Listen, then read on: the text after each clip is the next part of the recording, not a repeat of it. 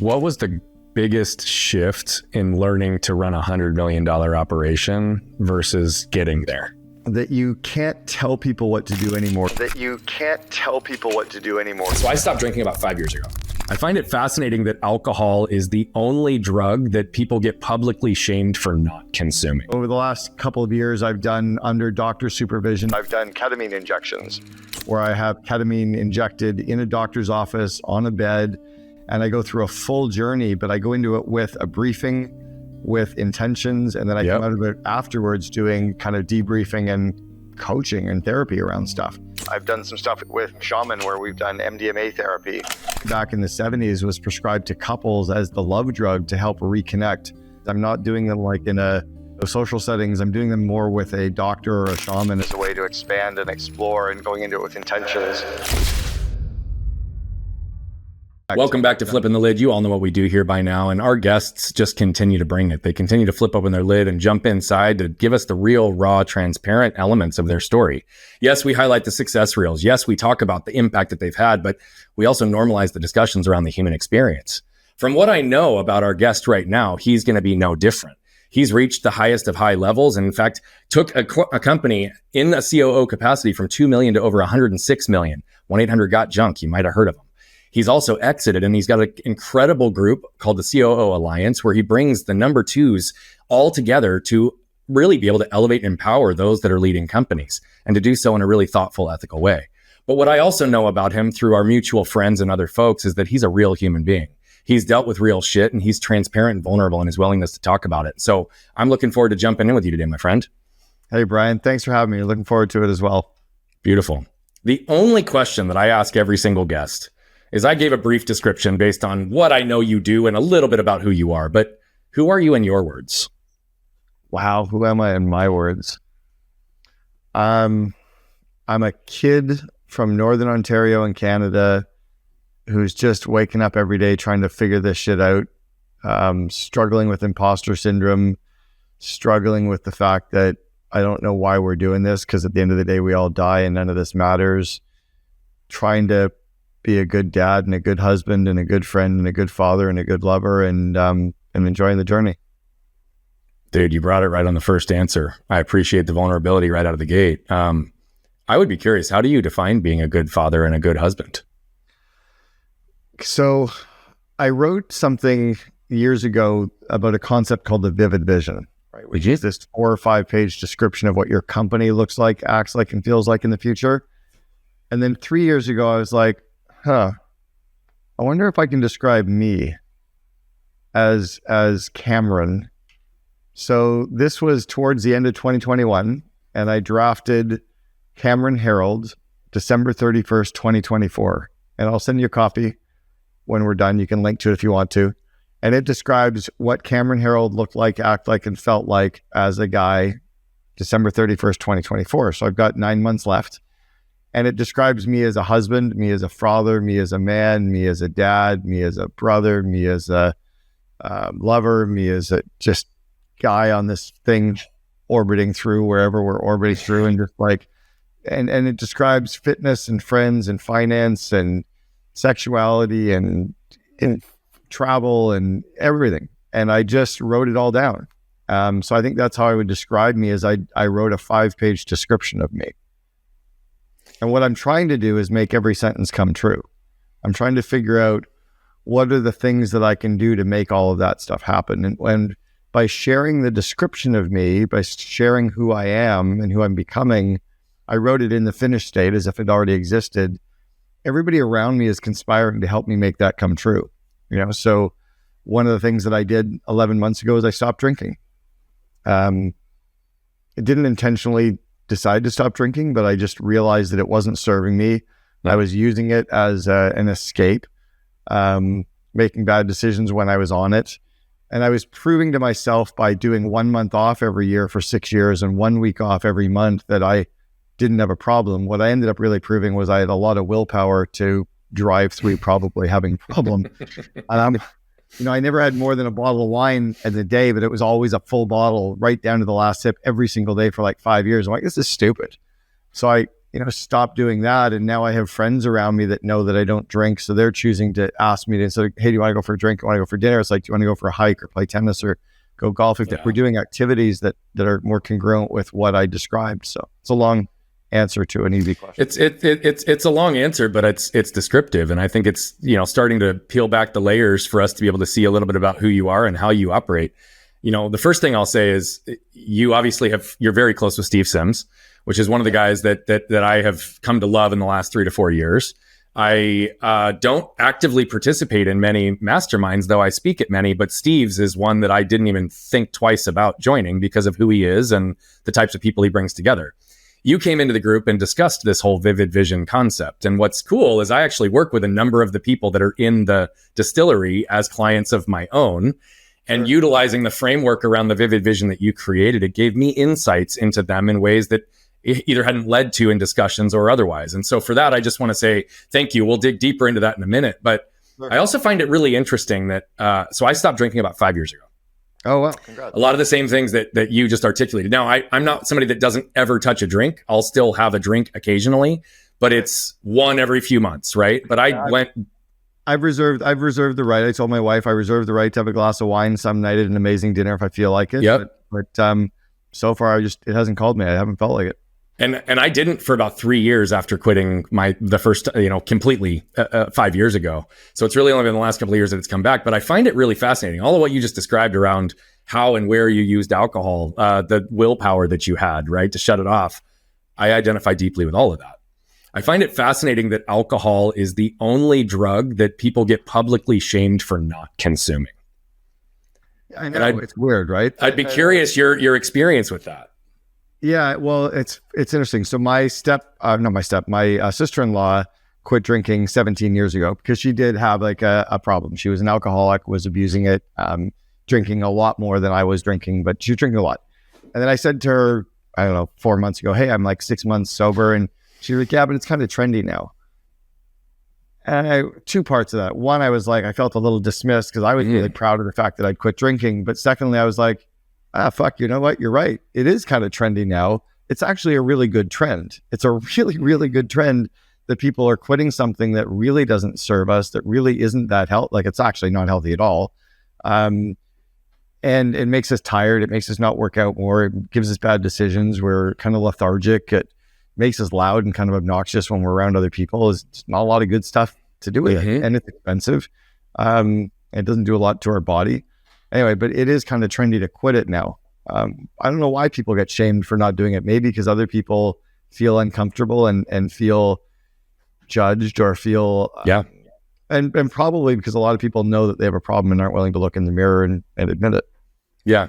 It's something I've looked at in human behavior that I just find fascinating, right? To your point, exactly. There's nothing positive that typically comes from it. It's not being used by kids as often these days. If you look at Gen Y and Gen Z, they don't drink anywhere near what our generation did. I mean, Really? I didn't know that. I haven't looked at those studies.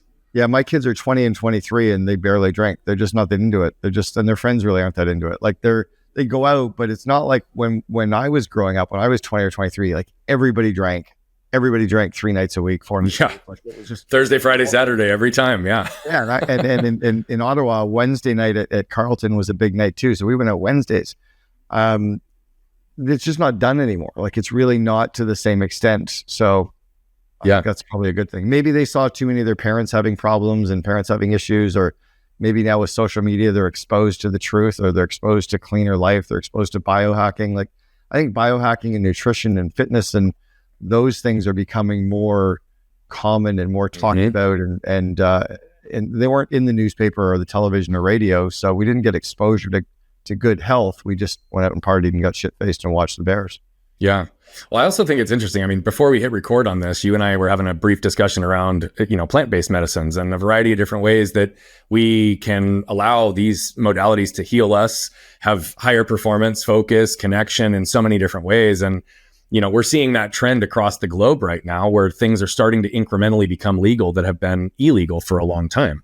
I've said publicly, and though I don't go around promoting it and boasting it, I also don't hide it ever, that I consume weed on a daily basis because of the pain situation that I found myself in 5 years ago, and it being the best alternative next to narcotics and opioids, which I knew were going to ultimately destroy me. And so I look at it through a lens of it's opened up all of these things for me. But if you're willing to go there and talk about it, I would love it if you could give a little bit of insight into some of your experience and some of the alternative plant-based medicines and how they've had a direct impact in your connection to self, your overall awareness, your worldliness, or even your performance. Yeah. Okay. So there's a few parts to this. One is my journey with this stuff probably started in an unhealthy way in my 20s, where I would drink, or I would do magic mushrooms, or I would smoke pot. And it was definitely a party, and it was definitely an escape, and there was nothing medicine-y about it. It was just, hey, let's get high, or hey, let's go drink. Like everybody in the 70s smoked pot too. Then I pretty much stopped for like 15 years. I didn't really do anything. I was raising kids, really wasn't that into it. I wasn't even drinking that much, wasn't really doing it. And I went to Burning Man in 2007, got kind of re-exposed to some stuff, very socially. And then all of a sudden around 2012, 2013, 2014, it started to become something that was talked about at mastermind events, at events for entrepreneurs. Psychedelics was being talked about as therapy, or as ways to expand your consciousness. People were microdosing in the Bay Area. They were using either microdoses of LSD or microdoses of psilocybin as a way to focus, as a way to expand. And then we started to see the legalization of cannabis, legalization of THC. And all of a sudden it was becoming very common. And I happened to live at the time in British Columbia, where we had cannabis shops everywhere. It was legalized. I think Colorado and British Columbia were two of the first places to legalize it. So it became part of the everyday discussion. My kids were 15 and 13 talking to me about cannabis, not that they wanted to do it, but we had to talk about it because you'd drive down the street and see stores. Yeah. So it became a very common discussion. And then I was around some really big thought leaders. I've gone to the main 5-day TED conference for 11 years.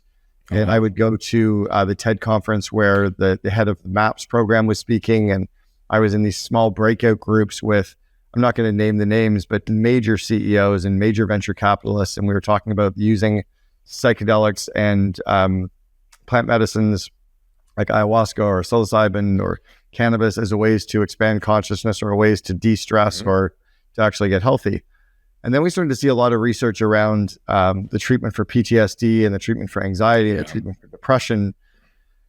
And I was like, okay, now we're getting somewhere, because I liked using stuff like psilocybin or a microdose of LSD for focus and for work was interesting. But I thought it'd be interesting to do some work with a shaman or with doctors around the use of different medicines or psychedelics for the purpose of depression and for anxiety, or for the not PTSD, but certainly anxiety and depression, and just to kind of, I guess, see what they were about. And because they were becoming legalized, as an example, in British Columbia, every drug has now been decriminalized. So you can actually have, and I don't, but you could walk around with an 8-ball of cocaine and nobody can touch you. The police can't touch you because it's now legal or it's decriminalized. So I think we're coming to a stage now where the government will tax stuff. We're going to treat stuff. You'll be able to get drugs clean, which has allowed me to feel safe about trying some things because I can do it in a clean environment.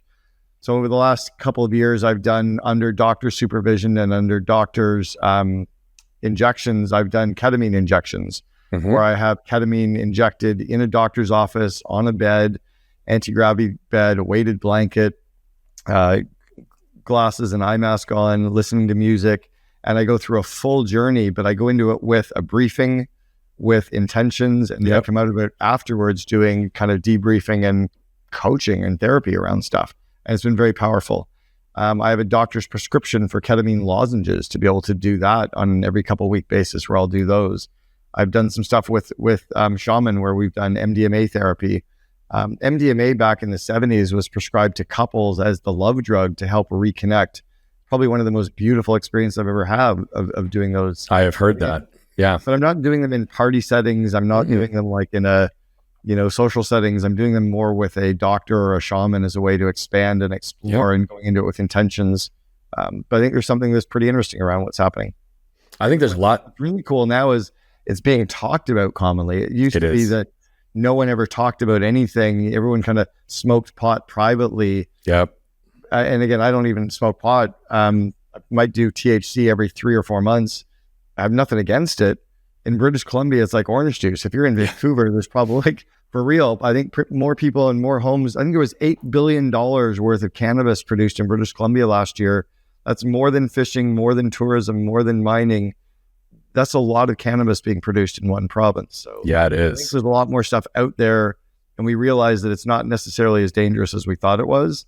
And I think if we can get it off the streets so that it's clean, so that people can at least try stuff or use stuff under doctors or with shaman or with friends socially, and we at least know it's safe, because it's going to be used. If it's not safe, they're going to be using it too. Yeah. Well, I mean, you're completely correct. And, ketamine therapy for depression and anxiety and things down in the States is becoming more and more common. I think more things are going to become available. But I would tell you, even as it relates to cannabis products, that has been my experience anyway, is the whole, adage of paranoia. Paranoia is just exposing insecurity that you have within you. So if you utilize it through the lens of awareness and intentionality, it can actually become a gateway to help you understand deeper parts about yourself. It's interesting. The first time I was high in public, that wasn't in college. As an adult, after I started consuming it as a medical patient, it exposed the fact that I had a social anxiety that I wasn't even aware of. Can you say say that again about THC? Because I want to chat with my wife about it. Because my wife doesn't like cannabis because it makes her nervous, and I wonder if it is kind of what you're just talking about. I think paranoia that happens under the influence of THC is typically just exposing insecurities or places that we need to do some self-development work. And whenever I've guided and coached people through that process of being able to understand what it is, and even when you're high, taking a couple of moments of breath to separate when you feel that physical reaction of the cellular memory, all it's doing is amplifying things. And so we can slow ourselves down and deconstruct it in a meaningful way if we use intention. Right. What is it that you're nervous about that's exposed for you? It's interesting. Like I've had people talk about psilocybin or magic mushrooms and that it makes them sick. Well, sometimes it's making you sick because you're trying to control something. Exactly. And I find with mushrooms that you should either do a very, very small microdose, like a tenth of a dose, or the full dose, like a full God dose, where you should be in a doctor's office or amongst friends doing like a full psychedelic journey for a purpose. But when you kind of go part way, it's kind of like, I don't know, it's like having a shot of tequila or having like the whole bottle. Yeah. You shouldn't have the whole bottle, but I don't know. Yeah, I think when you're only having a little, like too much mushrooms, you're kind of trying to control stuff. But maybe if you do the full dose, I don't know where I'm rambling, but I think to the point around it, it's just about putting intention behind it being utilized as medicine versus just using it for, an unintentional experience, which is okay as well in many respects. I'm not going to shame that either. But if used with intention, I think it's interesting. I'm a big believer that some of these things, ultimately, the lesson is what it's supposed to be, and it's going to be what it is in each experience, given to what we need. Great example in what you just said is I did a full dose of mushrooms with the full intent to go down the full path of tripping after months of doing microdosing, and I never actually tripped. Right. And for me, at the time in my life, the lesson was the removal of expectations. Yep. And so it was pretty fascinating that that was the lesson I needed to unpack. And I'm sitting here hoping I'm going to see the grass dancing and the trees go off, all the stuff that I've been told is going to happen when I'm totally tripping. None of it took place. And yet that's what I had to sit in is oh, what is the lesson in this? That happened to me in 2008 at Burning Man, where I went out with some friends that run some pretty major technology companies, and we were going to do mushrooms. And I kept chasing the rabbit, trying to get them to hit.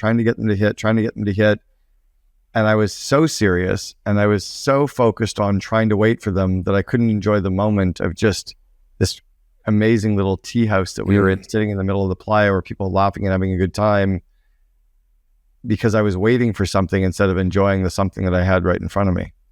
Which is a huge lesson in presence, which is beautiful. And so, I just always believe that if we open ourselves to it, the lesson is always there, right? And so that's what's an interesting part about it. Now, early in our conversation, the very first question I asked, before you even talked about go ahead. Go. I don't think I got that lesson about the tea house and the mushrooms from 2008 Burning Man until just now. Oh, really? I think you just made you just connected the dots. Just closed the loop for you there, huh? I remember going back to Dave going, give me more, give me more, give me more. And they were all doing the same ones and having just a great old time. But I think I was so caught in me being Mr. Serious instead of just letting my little kid out to play that I couldn't have just enjoyed the fact that it was pretty fucking magical in the moment itself. Yeah. Just kind of cool. It is pretty cool, especially when we can start to surrender that. And thank you for even acknowledging that lesson wasn't complete for you until just now. I think it's amazing that sometimes open loops, right, can get closed in moments we don't expect if we're allowing it. So that was beautiful. Where I was starting to go, because it's related to the topic. One of the first things you said before you even said you're a good husband, good father, right, good brother, all of the things in your first intro on who you were, is you said you're suffering from imposter syndrome. Mm-hmm. Right. Shame is something that's played a really, really big role in my life. I would love to understand, where specifically does imposter syndrome show up for you, and the underlying pinning of shame? How has that played a role in your life, your business? I don't think that's shame for me. It's, I went through a school system era. Well, I guess kids are still going through it today, when we're graded on every single test, every single quiz, every single exam. And for years, the teachers would even call out the name and be like, Cameron, C-, Cameron, 64%. And I would be so hopeful because I'd hear like Dean, 88, Kelly, 79, or 92. And I never got one like that. I never, ever got one like that. And I'd try really hard and I would fail. And I'd try really hard and I'd fail. And I felt bad in front of the rest. Maybe there's some shame in it. Like I felt stupid around the other kids. I knew I was smart. Yeah. But I felt like I was emotionally abused by a school system for 18 years, kindergarten until the end of university. So I've realized all along that I'm not smart. And yet here I have these CEOs paying me to coach them. Like I coached the CEO of Sprint, Marcelo Correa. I coached his second in command, Jamie Jones, for 18 months. He's got a $2.7 million salary and I'm coaching him. I have no business coaching him. I coached a monarchy in the Middle East. I coached the royal family of Qatar and their second in command. They own the fucking country. Like, what am I doing coaching them? So I'm paid to speak on stages in 29 countries. And every time I go on stage, I feel like, why am I here talking to this group of smart people? Because I know that at the end of the day, I'm this kid from Northern Ontario in Canada who still woke up this morning and didn't love his body, like trying to get a better one. I'm 58 years old. I'm still not loving who I see in the mirror. And I still know about my insecurities. I still know about my fears. And I still know that I'm trying to figure stuff out and that I'm still struggling in ways in my business. So I feel like that imposter, right? I was talking this morning to a group in Ireland on the radio, and I said, I'm frustrated at all the entrepreneurs on social media who talk about all of the good stuff in our businesses. And the only time we ever vulnerable is when we're doing a share that we're leading into some funnel. We don't talk about how hard business really is. Yeah. We don't talk about when it really sucks. We don't talk about the employee stealing or somebody we had to fire or the check that bounced or the marketing plan that fell apart and didn't work, or that cash flow got drained. We haven't paid ourselves a salary. We don't talk about any of that shit. And I feel like an imposter, in some of those lights. Yeah. Because I'm still just trying to figure this whole thing out too. Yeah. And I also feel at the end of the day, none of this shit even matters because we're all going to die. Well, and we live in a world that's all comprised and defined by man-made constructs of how we've designed our society, right? And there's something bigger than each and every one of us. So I hear that. I say often that imposters don't have imposter syndrome, right? And so it's pretty interesting because those that are actually faking it don't actually have a level of consciousness to recognize where they lack congruence or where they're not being as authentic or real or vulnerable. And I feel like always imposter syndrome is a byproduct of a misalignment between intellectual and emotional narratives, or in how we see ourselves versus how we actually operate in the world. And it's fascinating to me because to all of what you just talked about, that's one of the purposes of this show, is to normalize the shit that we don't normally talk about. In the rise to building businesses and the things that actually hit us in life, we're unpacking multiple people's stories around where they had to pick themselves back up. One of the first guests on the show was a guy who's worth $250 million. And he openly talked about how he woke up 4 years ago feeling as empty as his 15,000 square foot house, and all of what it took to unpack the toxicity and the shame and the trauma that had led to him basically hiding and chasing for money's sake only. And so it's an interesting dynamic because you're right. There are not many spaces where people have the permission to actually communicate as openly. It's funny. I got criticism last 2 years ago. 2 years ago, we had the two worst financial months I'd ever had as an entrepreneur, struggling with cash flow, struggling with the growth of the business. I'd never faced that ever. But I was also talking about it within a week of it taking place within our communities, within our masterminds, because I don't have anything to hide. It's ultimately about like, here's something that we all deal with. Yeah, no, there's definitely places for entrepreneurs to share with other entrepreneurs. Right. Those are the mastermind communities. Great. There's places we can share with coaches, but there's only about 2% of entrepreneurs are even in a mastermind community. Yep. The other 98% of entrepreneurs can't tell their spouse, or they're worried because their spouse is terrified. They can't tell their leadership team. They can't tell their board or their advisors. They can't tell their employees. So they live in this very scary world of truth, trying to keep a game face on, the whole fake it till you make it, and sharing all the good stuff on social media because that's marketing, and that momentum will create momentum. It's a very scary place if you're not in a mastermind community, or if you're not getting coaching, because and I think that's one of the reasons why the magnification of the bipolar, most entrepreneurs are bipolar on the spectrum for bipolar. Most entrepreneurs have ADD, and it's living in that scary world that magnifies that stress and depression, which is sometimes why they turn to either more work or to drugs or alcohol or sex or some kind of an escape, because they don't have an outlet to talk about it in a safe space. And I mean, just exactly what you said. The second we don't feel safe and protected, we protect ourselves. But the second we protect ourselves, we also disconnect ourselves from who we are and what we want, right? It's this really interesting dynamic. And, often I put that into the bucket of what I would call corporate armor, whether it's an entrepreneur or in the corporate space, right? It's that like, I have to maintain a face to be able to hopefully be successful, when in reality, the vulnerability is what draws people in and creates connection and momentum around things as well. And so you've worked with some of the highest level individuals in this world. You are one yourself. You've continued and been a part of building significant businesses. Where have you seen this level of protection and inability to be vulnerable actually backfire, either in your own life or in the lives of those that you've been coaching or around? Wow. Okay. So, and you don't have to call out anybody specific, by the way. No, this is one that just came to me about me. So this is 1998. I was in an entrepreneurs organization forum, and I told the group that I was engaged. And one of the guys in my forum said, "Why? I don't believe you're in love with her. I don't believe she's the person for you." And I looked at him and I said, "Don't ever call me on anything like that. You have no idea what's really going on." And I knew that he was right. And I knew that I was full of shit when I said it. And 2 years later, on my, the day of the wedding, I was terrified, and I was writing my wedding vows, and knew that I was making a mistake, and, locked and loaded and stayed for 7 years, had an affair, tried to fool around to get some kind of connection with somebody after 7 years. And then after 10 years, finally broke it off. But thankfully, we have 2 amazing kids from it. I have a good relationship with my ex, but I knew when I asked her it was wrong, and didn't have I was a different person back then than I am today. 25 years ago, I hadn't grown. I didn't have the confidence. I didn't know myself. But I remember that I didn't have the experience or the comfort or the sense of self to be able to be vulnerable enough to ask questions and to go and look at myself. And I got defensive, and it was interesting. Well, thank you for sharing that. And jumping right in on a quick answer for yourself. As a first, full disclosure as well. What I will say is, when you and I first met, I don't know if you remember the first conversation you and I had maybe 4 years ago.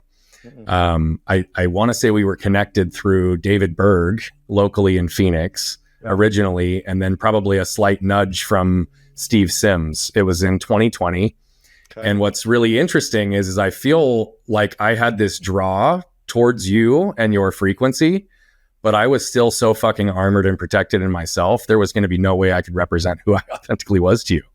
And so I think it's pretty interesting, because that's also what I've noticed, is that my level of armor disconnected me from so many opportunities with incredible humans, because my big energy delivered through armor is confusing as fuck. And nobody, it screamed insecurity in some ways, but it ultimately did have a ripple effect of impact in my life. Despite having financial success and building other businesses that were there was also a lot of ego and self-preservation, even as little as 4 years ago in my life.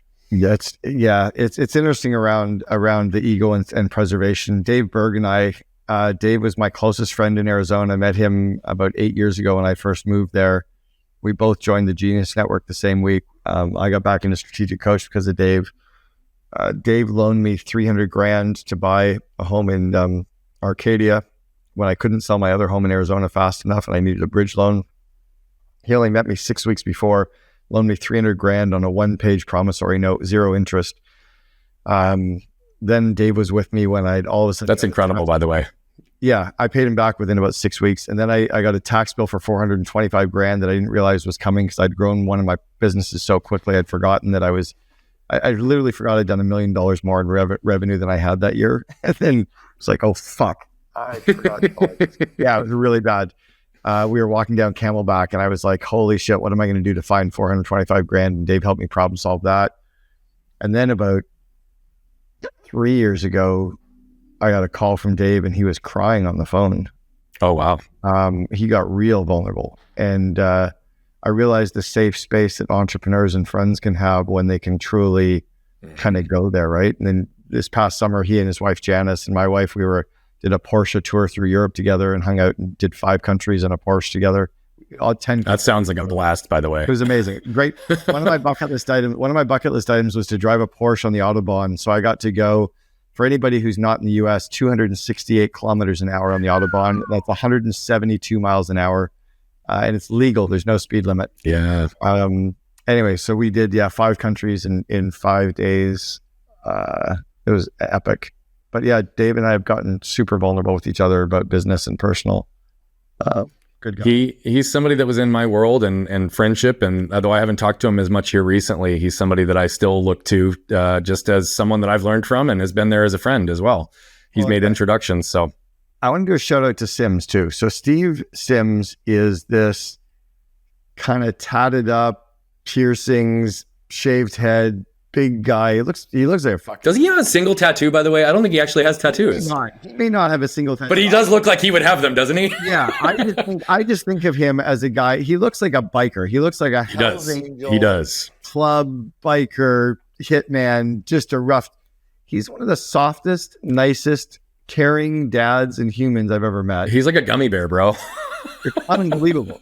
And I didn't realize that until we were at an event called Thrive with Cole, and Sims and I were chatting, and he just like opened up and got vulnerable. I'm like, who are you? Yeah. And then we went to prison together and spent a day in a Kern Valley prison with Jason Gaynard.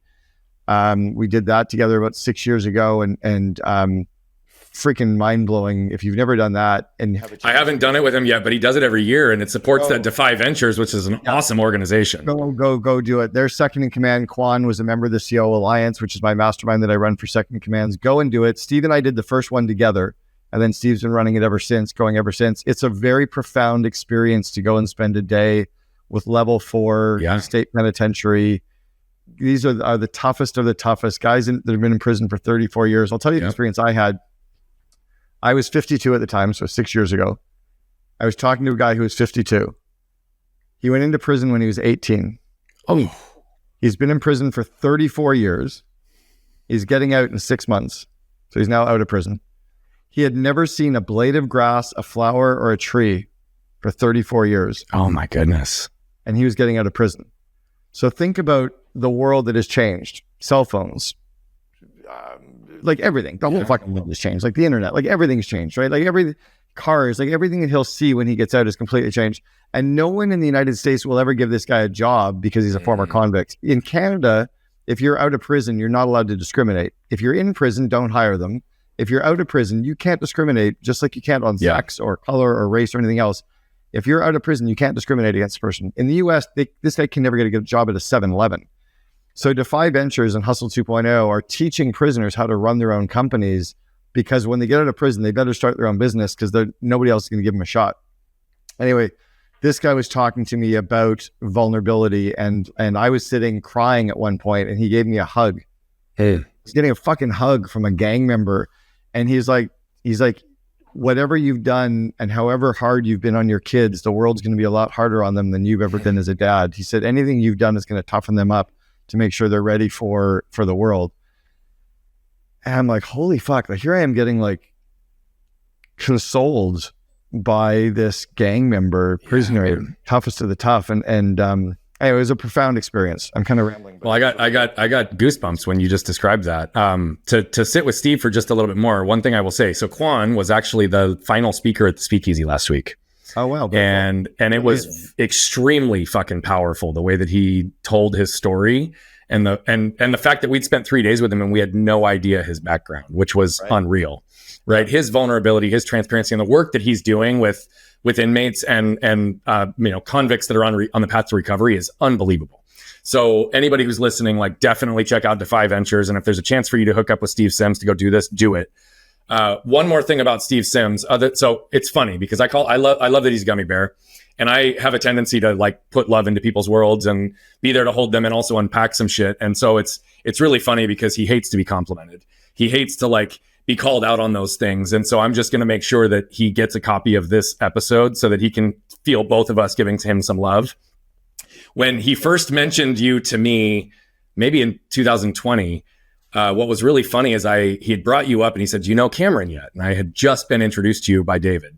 And he goes, "Oh man," he goes, "I'm really, really close with Cameron." I was like, "Well, cool. How close are you?" He pulls out his phone, and the picture that he has that happens when it comes up on his phone when it rings is a picture of you naked from the backside. And it's just your whole back and butt sitting there. He goes, "We are very close." Amazing. Amazing. So if in case you didn't know that, and it may not be that way still, but at least 4 years ago, he used to look at your ass every time you'd call him. So he's great. He's a character, man. He totally is, man.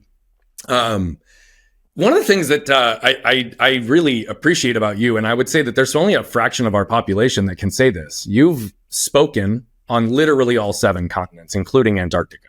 Yeah. So I'd like to get a little bit of a feel, because you call yourself a digital nomad and you have traveled the world. I would like to specifically understand, if you had to describe the contrast between each continent in a simplistic way, how would you describe that? And then give us a little bit of perspective into the Antarctica experience, because that one's extremely unique. Yeah. So I'll start with Antarctica. So I've been involved in masterminds for a long time. And one of my very, very first coaching clients was Yannick Silver. And Yannick had a group called Maverick. And I had talked to Yannick over the years and said that I wanted to pull a group of entrepreneurs together and go to Antarctica. I said, because I'd been paid to speak on at that point, I'd been paid to speak on 5 continents. And then I added Peru, the YPO chapter in Peru. So that was continent number 6. So I was talking to Yannick, and I'd looked at boats and I'd looked at groups, and I was going to try to structure something, but I didn't feel like I had the marketing chops to pull together 100 entrepreneurs on a boat in Antarctica. Now it's becoming trendy. And Yannick came to me like 4 years ago and he goes, "Hey, I'm pulling a group of entrepreneurs together to go to Antarctica. Do you want to go?" I'm like, "I'd love to go, but I want you to pay me to speak while I'm there, because that'll cross off number 7. He goes, "I was going to pay you to speak anyway. So yeah, I'll pay you to speak." So I'm like, "Okay, let's do it." So we went to Antarctica, and there was like 65 CEOs, and we got to have an unbelievable experience. One day we saw somewhere around 300 or 400,000 penguins. Oh, wow. Incredible. It's like a river of penguins. It's unbelievable. And so I did a speaking event around growing your people, and the fact that if CEOs stop just focusing on growing themselves, if they grow their people and grow their leaders, that's what'll grow their company. So at the end of that, Yannick handed me a check, and technically I've now been paid to speak on every single continent. How many people do you think can say that? Well, I thought I was going to be one of the first, but I guess there's a dozen or so that have been. Mostly it's like science people or explorers that have done it. But I would imagine it's less than 100 people ever. Oh, I'm sure. Yeah. Which is a pretty cool thing. That's like one of those random facts that's kind of fun. Yeah, that's kind of fun.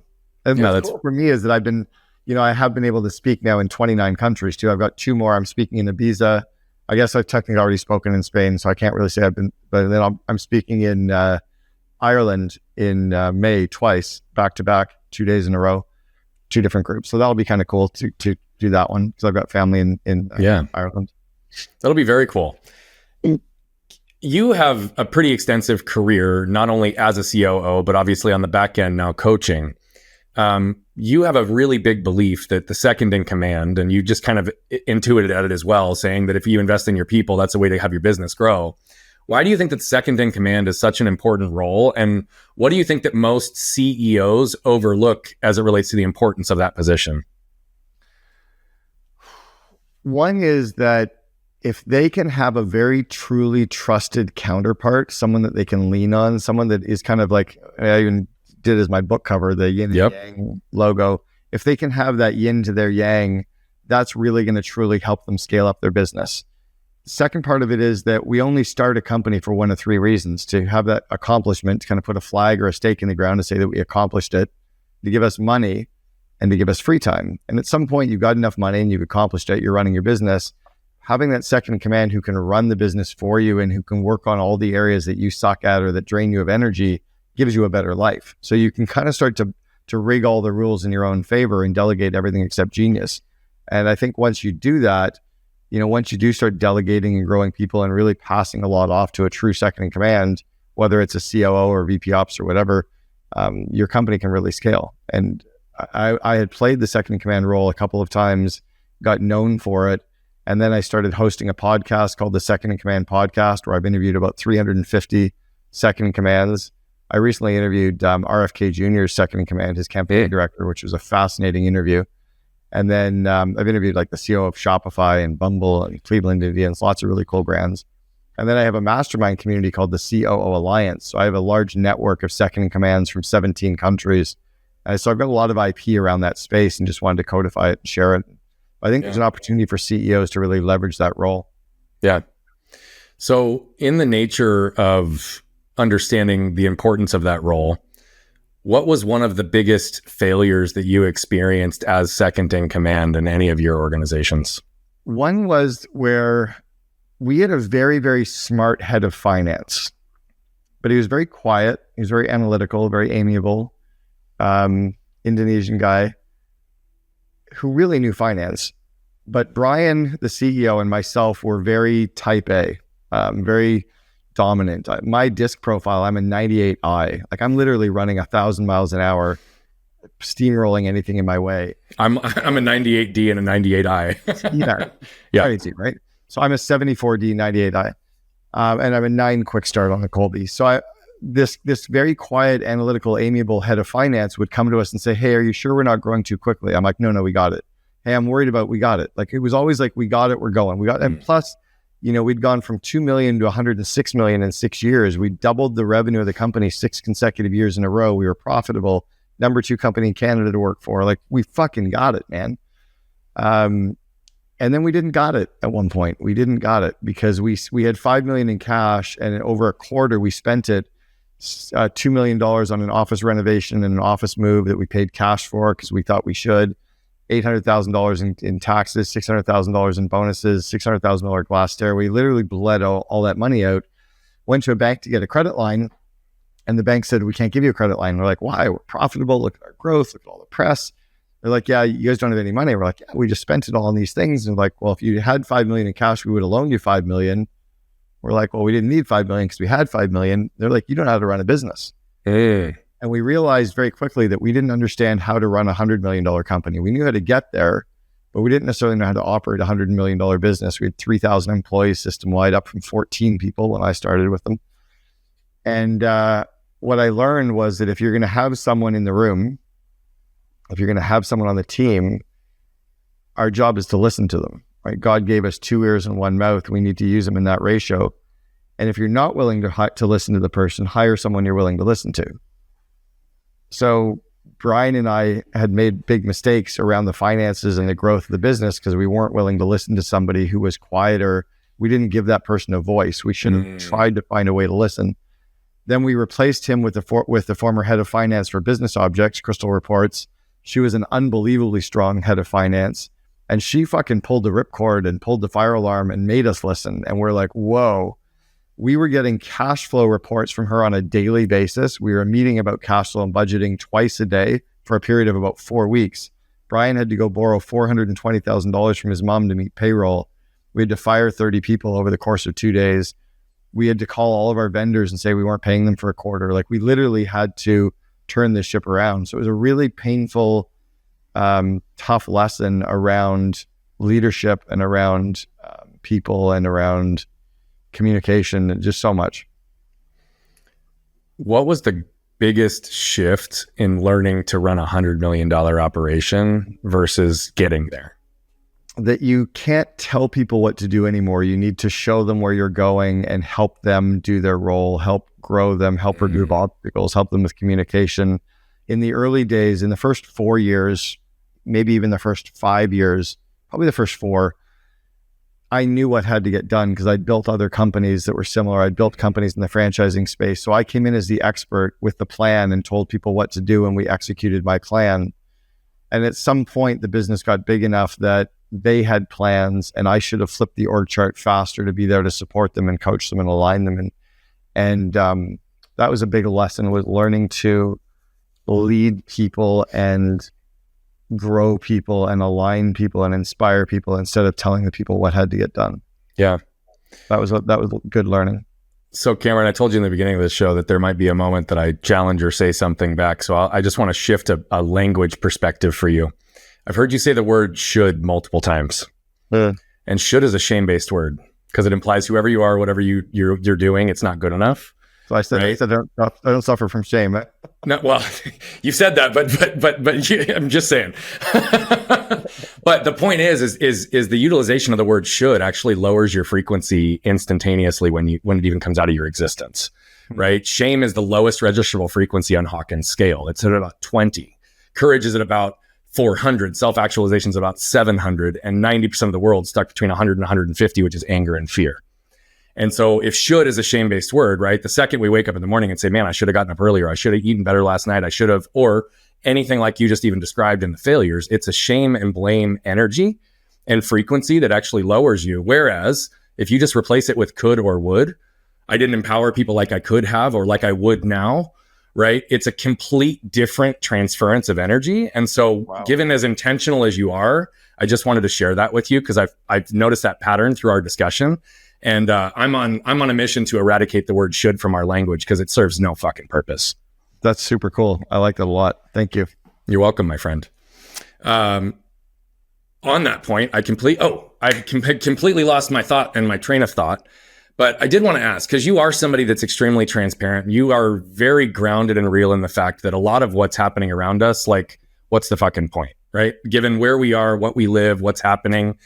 And when I say that, I don't mean what's the point in a forlorn kind of sad, depressed way. Not at all. I'm just like, none of this shit really matters. So let's focus on what does matter because we all are going to die. So let's Bingo. Enjoy the journey, spend time with friends, spend time on our hobbies. Let's build better lives, better cities, etc. Because at the end of the day, we all are going to die. Yes. That's what I mean by none of this matters. Thank you for clarifying. That's how I received it. But just in case our audience didn't, I appreciate you giving the language around that. That's how I feel too, by the way.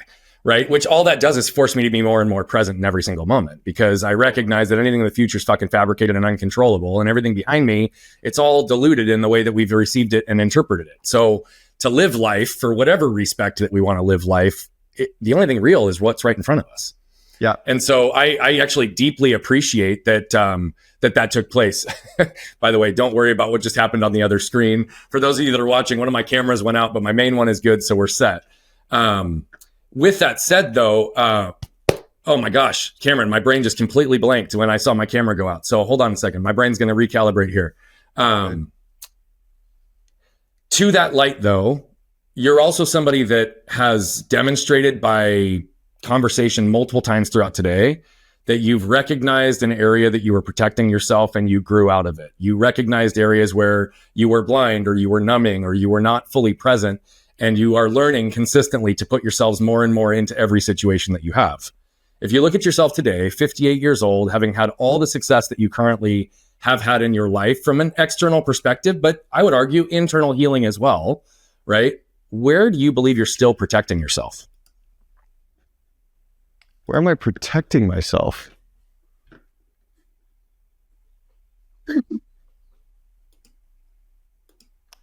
Maybe I'm being truly open and vulnerable with my wife about nervousness around some of our growth as a couple and where we're going and how we're going to get there as a couple. Like life on the road is hard at times, right? We're together 24/7. We're every breakfast, every lunch, every dinner, working from home together. every minute of every day. And at times we're each other's only person. We don't have friends or business people around. So just maybe some vulnerability around talking about that. Maybe as an area I'm protecting myself. Thank you for sharing that. If you're willing to go a little bit deeper on that, why do you believe that is?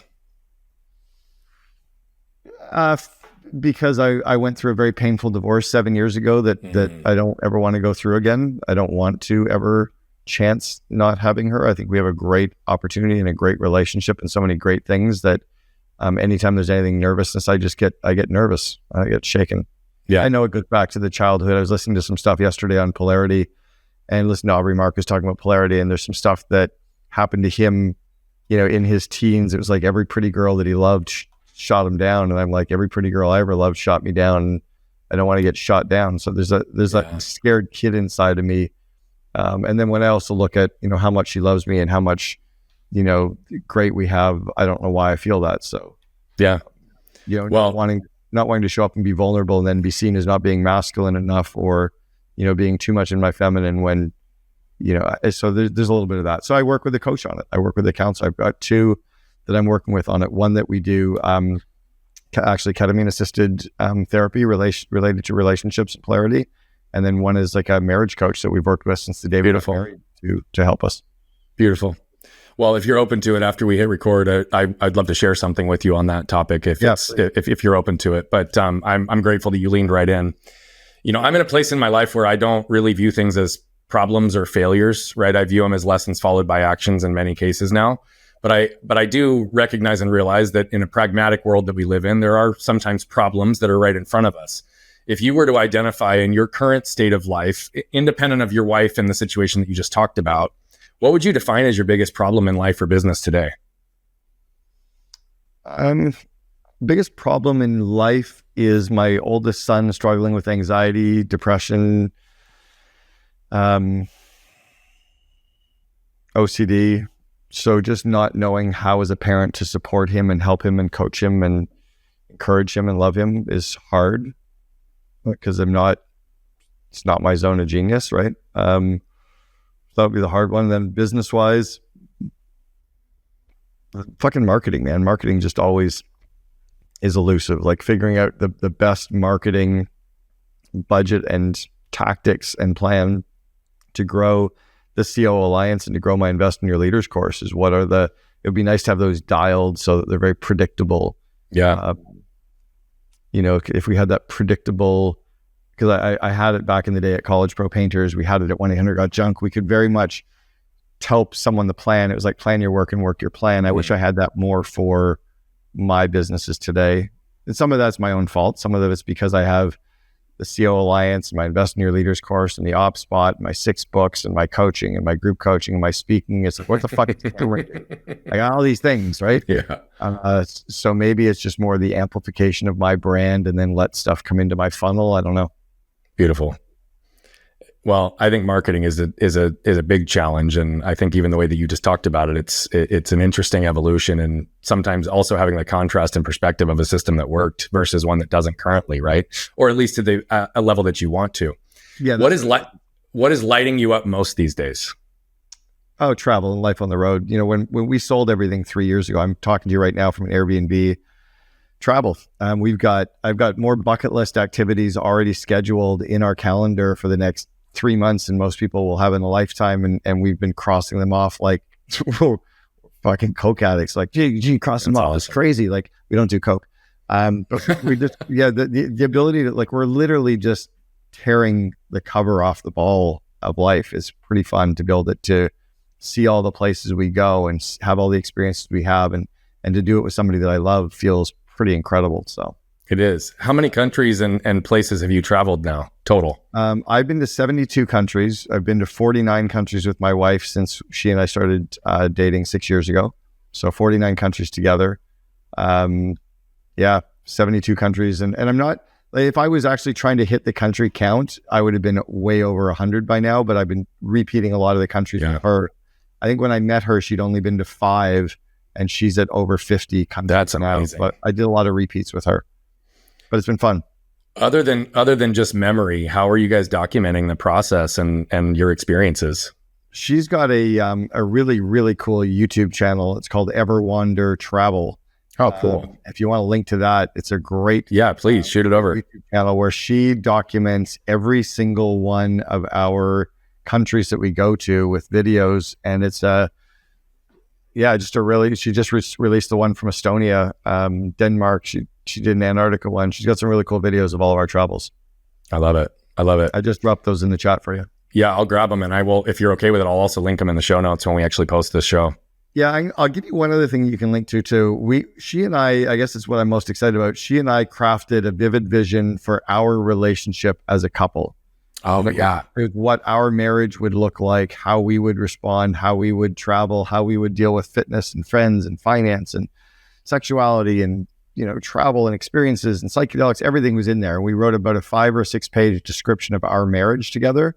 And we're working to reverse engineer every sentence of that. So you're welcome to share that too. I would love to. I think it just brings people into the mix. The very first episode, by the way, of this whole show was my wife and I sitting down unpacking our story. And I just, in terms of congruence, to me, I see so much power in putting things out into the world. It not only alleviates suffering for ourselves, but it gives people permission to feel and say things and understand and articulate things that they may not have otherwise. And so I love that you guys are doing that. Thank you. What is a question that you wished everyone would ask you? I don't know. You've gotten to places that nobody goes. So I don't. Thank you. You've missed one, and I do the one that I always do, which is none of this shit even matters. So yeah, I don't think you missed a question. There's nothing that I certainly haven't uncovered. Or I love it. You've gone to more places than almost any. Well, yeah, you've certainly gone to more places than any interviewer. The only people who've gone further are my old bartenders or my counselors or coaches or therapists. So. Well, I take great pride in where I can navigate discussions with people because, again, it's about normalizing what we all experience and feel, but many of us don't talk about, especially in the realm of podcasts and life. And so I'm grateful because it only happens when I've got a willing and participating guest like you. And there is so much wisdom that flows through you. You have touched so many different areas. And so what I would like to ask is if you could give us a closing thought in terms of what you want people to walk away with, either from this discussion or just a general way of viewing life. Yeah, I guess I'll kind of tie it to the none of this part matters, is that at the end of the day, we have to remember that everyone that we encounter, whether it's an employee, a supplier, a customer, a friend, the guy on the street, the grocery store clerk, every single person you meet today is struggling with something, whether it's their money, their relationship, their health, somebody in their family, their sexuality, the government, everybody is struggling with something, really struggling, worried about it. It's all encompassing. It's preoccupying them. And if you actually care more about them as humans than you care about your business or your day-to-day, they'll go through brick walls to care for you and to care for your business and to care about you. So it's just about being really cognizant of that. And then it's about enjoying the journey. Let's hold hands and have fun and enjoy the journey. Because again, we are only here for one ride, and it's a pretty damn good ride if we can enjoy it. Yeah. Well, that's gold right there, my friend. I'm grateful for you being with us today. Thanks, Brian. I appreciate it. This was fun. Yeah. And for those of you that just watch Cameron flip open his lid and jump in, man, he shared some raw, real moments. He shared some moments that almost destroyed him, cost him everything. And ultimately, he found ways to recover by going inside, looking and reaching out and asking for help and surrounding himself with a community of people that would normalize the fact that we all feel and experience the same thing. At the end of the day, the only thing important in life is how present we are in every moment and who we're present with and how we show up in each moment. Cameron just gave that in a real-time descriptor, and it is possible for each and every one of you, but it's going to require you to flip open your lid and scan your can. What you can probably tell by now is that I love telling these stories, but what I love even more is the impact that's coming from them. You see, we're on a mission to impact over 1 billion lives as quickly as possible, but to do that, we need you. See, we believe that moved people move people. And so all I'm asking is if you've resonated, connected with any of the messaging, please consider commenting, sharing, leave a rating and review. Thank you so much for tuning into Flipping the Lid. And if you want more information on the show, how to become a guest, how to recommend a guest, or any of the other details, head over to flippingthelid.com. We'll see you there.